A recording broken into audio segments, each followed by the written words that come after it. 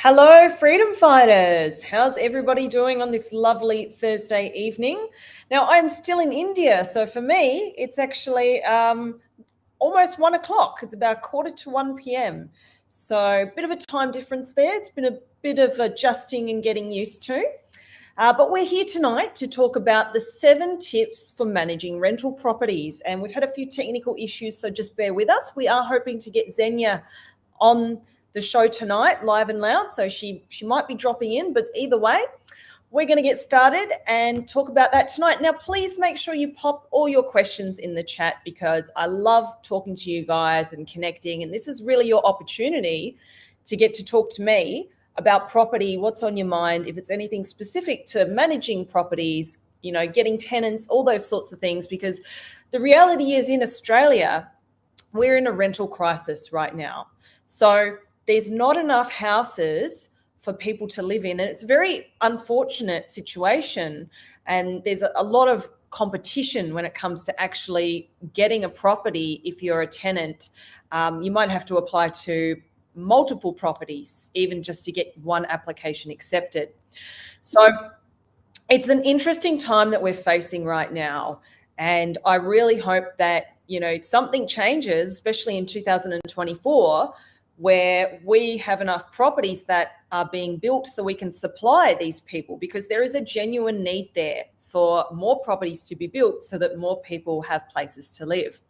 So it's fascinating that we're facing these times and it's, looking like, I don't know what's going to change, really. Something's got to give. We've got to have something happen in order to fix this situation, because it's a very unfair situation, especially if you're someone who's looking for a house to live and you're going to have to go to all that effort. But we want to talk about the other side of the coin, I guess, where you're owning a rental property. How do you make sure it's a fair, equitable experience for people? And what are the tips for you to actually manage your asset to make sure that you've got your property working and ticking away in the background there? Because essentially you're investing in property and we need to make sure that everything's set up so that you are successful with having that asset operate basically like a business. And you want to make sure that you've got things happening with your tenants, you're collecting that rent, everything's working, and it's like that symbiotic relationship.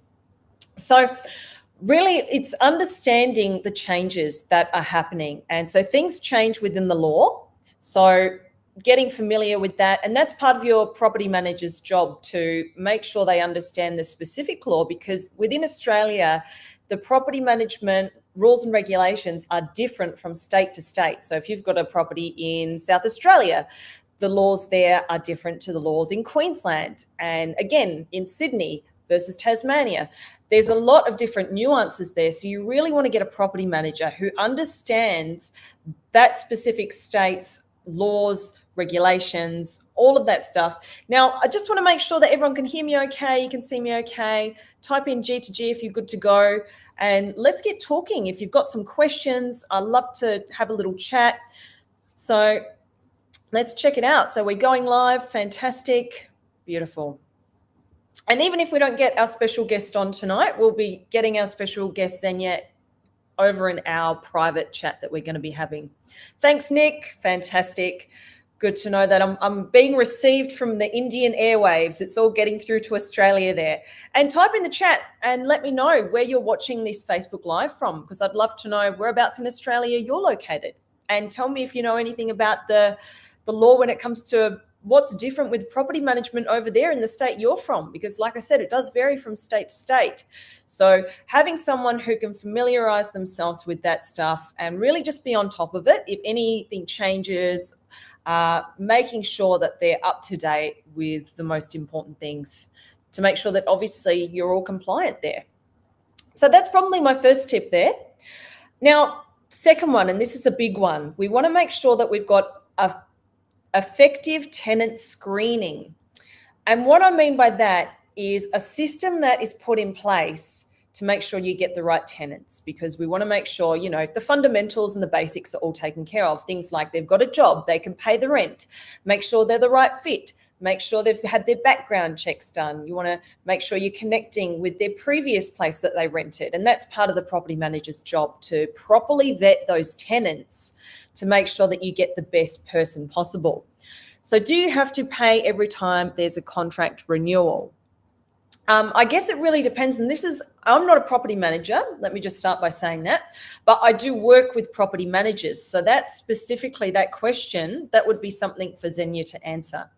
So once we get connected with her, we'll get back to you on that one. But great question, and keep them coming. And if there's ones that I can specifically answer, absolutely, I'll get that. So making sure you get the tenants screened properly, all those background checks done, that's really important. And it has to be the right fit, the right amount of bedrooms for, let's say, you've got a family that's got 2 kids. You're going to make sure you've got enough bedrooms and they can be comfortable so they stay long-term in your property. So it's a bit of a matchmaking service when it comes to getting the right tenants and the right property and making sure that everything's aligned. Fantastic. Beautiful. So having a professional property manager to go in and sort out anything maintenance-wise for your property, because the longer you've had your property, there might be things that need to be fixed. I've got a system where I keep it really simple. I say, okay, if it's anything like under $500, generally that's okay. Just do it. Anything more than that, I need to take a look. I still do check all of those invoices because I want to make sure that, it is being managed properly. But having a system like that where you've got a good relationship with that property manager and they go out and get enough quotes. I like to get 3 quotes whenever there's something that needs to be fixed, even if it's something as simple like, a door or whatever, just making sure that they are saving the bottom dollar for you and they care about that property like it's their own asset. So when you're buying a brand new property, not a lot goes wrong for a long time. So you're pretty safe there. Nothing big's going to happen. But the longer you hold your property for, 10 years or more, then obviously it does need a bit more maintenance and things like that when it comes to fixing whatever is happening with your property, wear and tear, all those sorts of things.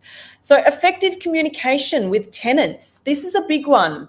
And this is a really good tip because basically your property manager is like the buffer between yourself and your tenant, and they're the middle person that comes in and has that relationship, but they keep it professional and it's like a business for you where they're protecting you as the property owner to make sure that whoever's living in your property is going to be keeping it nice and tidy. They're doing regular inspections and obviously they are paying that weekly rent to make sure that you are collecting those rent dollars and they can continue to live in that property and be happy. So having someone who's got an effective communication style, someone who's going to go the extra mile, go above and beyond, and just make your tenants really feel comfortable. I find that really important because you want to make sure you've got good tenants and they're going to be long-term tenants and they're in that property. And you can keep going. And it looks like we have Xenia who is joining us now. Hello, Xenia. Welcome. Hi, finally on. Woo-hoo, fantastic. Thank you so much for joining us. Phone. So as long as you can hear me and everything's good. We can hear you. We can see you. Excellent. Yay. Very exciting. So we've got the lovely Xenia from Vibrant Repeat, property management company in Adelaide, South Australia. So the question we had earlier was, do you have to pay every time there's a contract renewal? What contract renewal for tenancy? Let us know there if that's what you mean. We need more specifics. Then we can answer that one. Yeah, there's 2 sorts of contracts in property management. So there is the property management agreement, which is between you and your property manager, and that gets renewed every year as well. But I'm guessing that he or she is probably talking about the lease agreement. So renewing a lease agreement, and a lot of property managers do charge a fee to renew a lease, and that is because we still need to do all of the market research. So to renew a lease, it's not just a straightforward, here's the the terms and conditions of your current contract, please sign for a further 12 months or whatever. We actually do a rent increase at that time if we can as well. So there's a lot of market research that goes into that. So we do a comparative market analysis in 12 months' time, where the property is up to. Does it warrant a rent increase? Which right now it's a hard yes in this market. How much should we increase it for?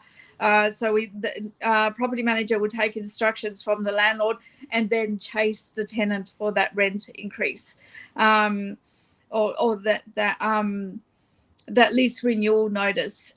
And that you've got to do it within the 28 days. Right now in South Australia, we've still got the 28-day notice before it goes into a periodic tenancy. We don't want it to go into a periodic tenancy, so it needs to actually be renewed before the 28 days. If it doesn't and it's getting close to that, then what we do right now is terminate the lease agreement and look for another tenant, because we don't want those properties getting into a periodic agreement. There's all sorts of issues around that. Right. That was answered very thoroughly. Thank you for that, Xenia. So obviously to do with the same question again, even if it's the same tenant. Well, that's what a lease renewal is. It's the same tenant. Otherwise, it's a brand new lease. Yep. That makes sense. Great. So I hope that answers your question. Fantastic. Keep them coming, guys. These are great questions and it's good to learn.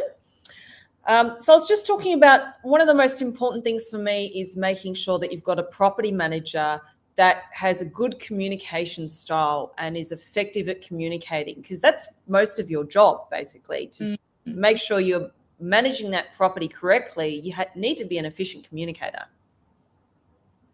Yeah, absolutely. And not only that, like most of property management, guys, is actually trying to foresee what's going to happen in 3 months' time.